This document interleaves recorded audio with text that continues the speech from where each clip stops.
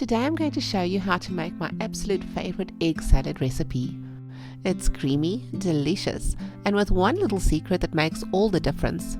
Nope, it's not fairy dust, it's cream cheese. First things first, boil 3 eggs until hard boiled. That's about 10 minutes.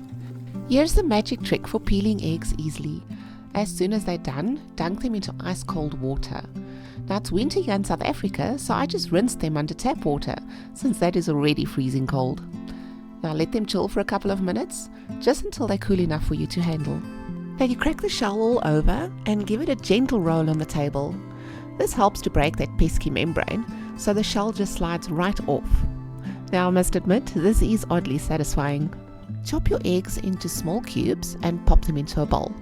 Season with salt and pepper, then add about half a finely chopped small red onion and a 1/4 cup of shredded cheese.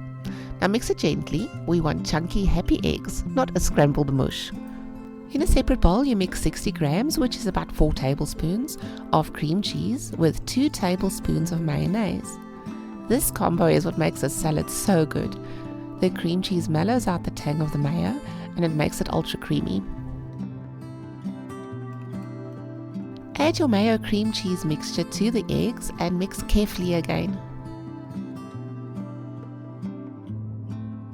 Toast 4 slices of seeded bread, or whatever bread you love.